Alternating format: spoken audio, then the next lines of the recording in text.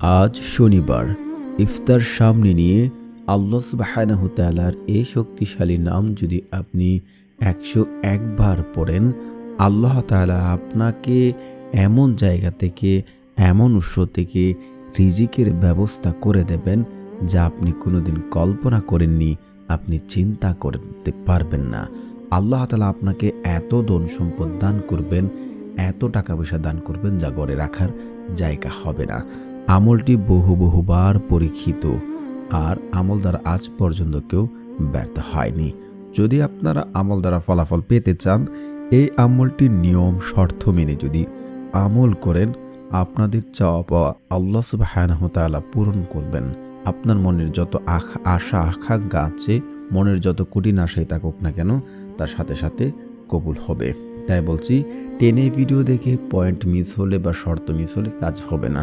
তাই না টেনে সম্পূর্ণ ভিডিও দেখার অনুরোধ রইল। আর যারা চ্যানেলটি সাবস্ক্রাইব করবেন, ইনশাল্লাহ আপনাদেরও মনের আশা পূর্ণ হবে। তো আপনারা অবশ্যই চ্যানেলটি সাবস্ক্রাইব করে দেবেন। দিনের সবচেয়ে ক্লান্তিকর মুহূর্ত কোনটি? যখন পেট ক্ষুধার্ত, গলা শুকিয়ে কাঠ, আর সামনে সাজানো সুস্বাদু খাবার, কিন্তু আপনি খাচ্ছেন না কেন? কারণ আপনার রবের আদেশ অপেক্ষা করছেন। ঠিক এই মুহূর্তে হলো আরশের অধিপতির সবচেয়ে পছন্দের মুহূর্ত, যখন বান্দা তার ক্ষুধার্ত, তার তৃষ্ণাকে তুচ্ছ করে আল্লাহর সামনে হাত পাতে। রাসূল সাল্লাল্লাহু আলাইহি ওয়াসাল্লাম বলেছেন, ইফতারের সময় রোজাদারের দোয়া ফিরিয়ে দেওয়া হয় না। হয়তো সারা বছর আপনি অনেক চেয়েছেন কিন্তু পাননি। হয়তো আপনার পাহাড় সমান গুনাহ আপনাকে কুড়ে কুড়ে খাচ্ছে, কিন্তু মনে রাখবেন, ইফতারের ঠিক এক মুহূর্তে এই অশ্রু ভেজা দোয়া আরশের দরজা সরাসরি আঘাত করে। সুবহানাল্লাহ। আপনি তখন তৃষ্ণার্ত কণ্ঠে বলেন, হে আল্লাহ, আমাকে ক্ষমা করো। তখন আল্লাহ ফেরেশতাদের ডেকে বলেন, দেখো, আমার বান্দা আমার বয়ে খাবারে স্পর্শ করে না। আজ সে যা চাইবে তাকে তাই দেওয়া হবে। সুযোগ হারাবেন না। দস্তরখানায় বসে গল্প গুজব বা মোবাইল স্ক্রল বা এই মূল্যবান সময়টিকে নষ্ট করবেন না। প্রতিটি সেকেন্ডকে কাজে লাগান, কারণ আপনার একটি চোখের পানির বদলে আপনার জীবন বদলে যেতে পারে। আপনি হয়তো ভাবতে পারবেন না যে আল্লাহ সুবহানাহু তাআলা আপনার জীবন এমনভাবে পরিবর্তন করে দিচ্ছে। দিনের আলো যখন নিভে আসে, আকাশ তখন রুদ্রিম রঙে নিজের শেষ বিদায় জানায়। ঠিক তখনই পৃথিবীতে নেমে আসে এক অদ্ভুত নীরবতা। এই নীরবতা ক্লান্তির নয়, এই নীরবতা এক মহা পবিত্র মুহূর্তের অপেক্ষা। ভাবুন তো, সারাদিন আপনি কিছু খাননি, আপনার শরীর বলছে তৃষ্ণা, আপনাকে খেতে বলছে, কিন্তু আপনি খাচ্ছেন না। আল্লাহ রাব্বুল আলামিনকে ভয় পাচ্ছেন। আর ওই মুহূর্তে আপনি যদি আল্লাহ তাআলার কাছে আপনার চাওয়া পাওয়ার কথা বলতে থাকেন, আল্লাহ তাআলা আপনার সেই চাওয়া পাওয়া কবুল করে নেন। রাসূল সাল্লাল্লাহু আলাইহি ওয়াসাল্লাম বলেছেন, ইফতারের সময় রোজাদারের দোয়া কখনো ফেরত দেওয়া হয় না। আপনি যা চাইবেন তাই কবুল করা হয়।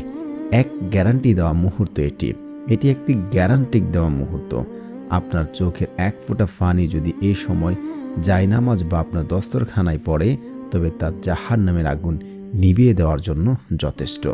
চান আল্লাহর কাছে, চিৎকার করে নয়, হৃদয়ের গহীন থেকে চুপি চুপি বলুন, হে মালিক, আমি ক্লান্ত, আমি গুনাহগার, কিন্তু কেবল তোমারই গোলাম। আজ এই তৃষ্ণার্ত অবস্থায় তোমার কাছে হাত পেতেছি, তুমি আমায় খালি হাতে ফেরত দিও না। ইফতারে আগ মুহূর্তে কয়েক মিনিট অবহেলা হারাবেন না। হয়তো এই কয়েক মিনিট মুনাজাতি আপনার জীবনে মোড় ঘুরিয়ে দিতে পারে, বা মোড় ঘুরিয়ে দেওয়ার জন্য যথেষ্ট।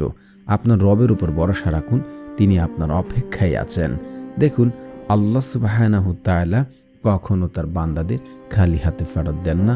আল্লাহ রাসূল সাল্লাল্লাহু আলাইহি ওয়াসাল্লাম বলেন, আল্লাহ তাআলা পবিত্র কুরআনে বলেন, উদউনি আস্তাজিব লাকুম, তোমরা আমাকে ডাকো, আমি তোমাদের ডাকে সাড়া দেব।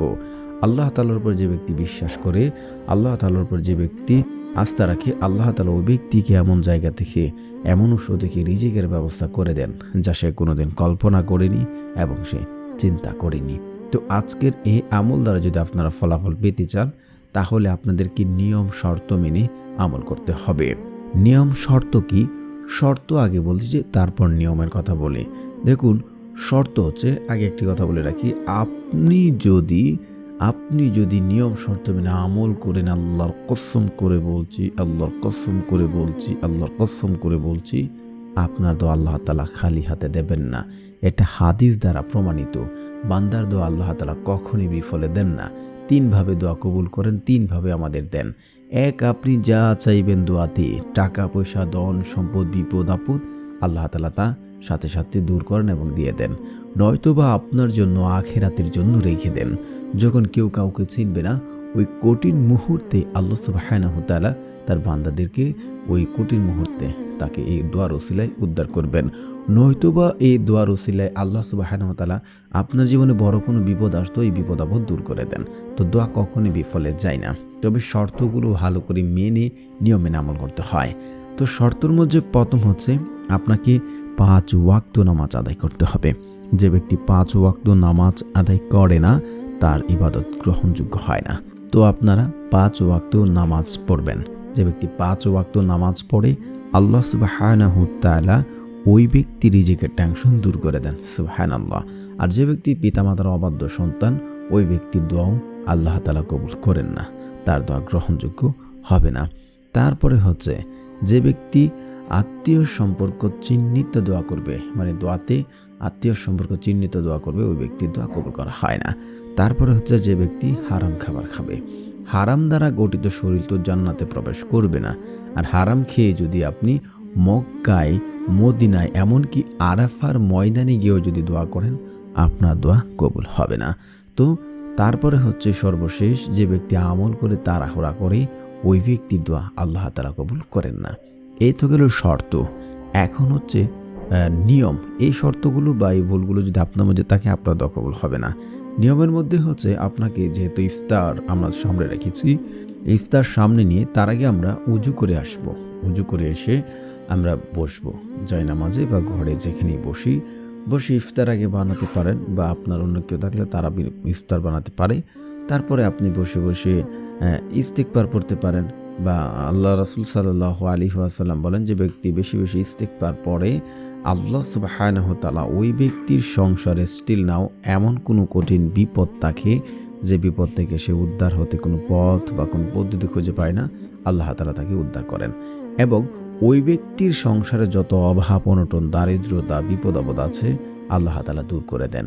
এবং ওই ব্যক্তিকে আল্লাহ সুবহানাহু ওয়া তাআলা মুস্তাজাবুদ দাওয়া বানিয়ে দেন, যদি কেউ বেশি বেশি হর হামেশায় ইস্তিগফার পড়ে। মুস্তাজাবুদ দাওয়া কাদের বলা হয়?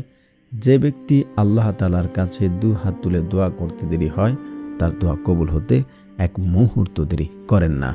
আপনারা আবু দাউদ হাদিস নাম্বার 1518 একটু যাচাই করে দেখবেন। আপনারা সূরা নূহ আয়াত নাম্বার 12 যাচাই করে দেখবেন, যে বেশি বেশি ইস্তিগফার এবং আল্লাহ তাআলার কাছে ক্ষমা চাইলে আল্লাহ রাব্বুল আলামিন ওই ব্যক্তিকে কেমন দেন এবং তার জীবনের গুনাহ খাতাগুলো কেমন ক্ষমা করেন। তো আপনারা অবশ্যই ইস্তিগফার পড়বেন 21 বার। অনেকে ভুল করে পড়েন আস্তাগফিরুল্লাহ আস্তাগফিরুল্লাহ পড়েন, অনেকে এইভাবে পড়েন। এভাবে পড়লে হবে না, আপনাকে পড়তে হবে আস্তাগফিরুল্লাহ আস্তাগফিরুল্লাহ আস্তাগফিরুল্লাহ আস্তাগফিরুল্লাহ। যদি আপনার সময় স্বল্পতা থাকে, তাহলে আপনি 7 বার পড়তে পারেন, 11 বারও পড়তে পারেন। তারপরে হচ্ছে, আপনারা অবশ্যই এই জিকিরগুলো করবেন বসে বসে। সুবহানাল্লাহ সুবহানাল্লাহ, লা ইলাহা ইল্লাল্লাহ, আল্লাহু আকবার আল্লাহু আকবার। এই জিকিরগুলো আপনারা বসে বসে পড়ে নেবেন। আপনারা পড়তে পারেন 33 বার, 11 বার। যদি সময় স্বল্পতা থাকে, আপনারা 11 বার পড়ে নেবেন। তারপর হচ্ছে, আপনারা আল্লাহ রাসূল সাল্লাল্লাহু আলাইহি ওয়াসাল্লামের উপরে দুরূদ পড়তে হয়, কারণ দুরূদবিহীন দোয়াও কিন্তু কবুল করা হয় না। আপনি নিয়ম সবগুলো মেনেছেন, শর্ত মেনেছেন, কিন্তু রাসূল সাল্লাল্লাহু আলাইহি ওয়াসাল্লামের উপরে যারা দুরূদ পড়ে না, দোয়া করে, তার দোয়া কবুল হয় না। সেটা আসমানে গিয়ে ঝুলন্ত থাকে। এটা হাদিস দ্বারাও প্রমাণিত রয়েছে। তো যারা দুরূদ পারেন না, আমার সাথে সাথে পড়তে পারেন, শুনলে হবে ইনশাআল্লাহ। আল্লাহুম্মা সাল্লি আলা মুহাম্মাদ ওয়া আলা আলি মুহাম্মাদ কামা সাল্লাইতা আলা ইব্রাহিম ওয়া আলা আলি ইব্রাহিম ইন্নাকা হামিদুম মাজিদ। আল্লাহুম্মা বারিক আলা মুহাম্মাদ ওয়া আলা আলি মুহাম্মাদ কামা বারাকতা আলা ইব্রাহিম ওয়া আলা আলি ইব্রাহিম ইন্নাকা হামিদুম মাজিদ। আপনারা প্রথমে দুরূদ 3 বার পড়বেন। আর যারা এটা পড়তে অসুবিধা হয় আপনারা ছোট্ট দরুদ পড়তে পারেন, সাল্লাল্লাহু আলাইহি ওয়াসাল্লাম, সাল্লাল্লাহু আলাইহি ওয়াসাল্লাম, সাল্লাল্লাহু আলাইহি ওয়াসাল্লাম প্রথমে 3 বার এবং দোয়া শেষে 3 বার পড়বেন।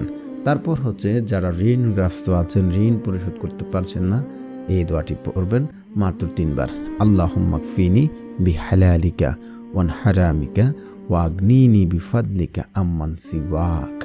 আপনারা এই দোয়াটি পড়ে নেবেন, তারপর আল্লাহ রাব্বুল আলামিনের এই শক্তিশালী নামটি পড়ে নেবেন।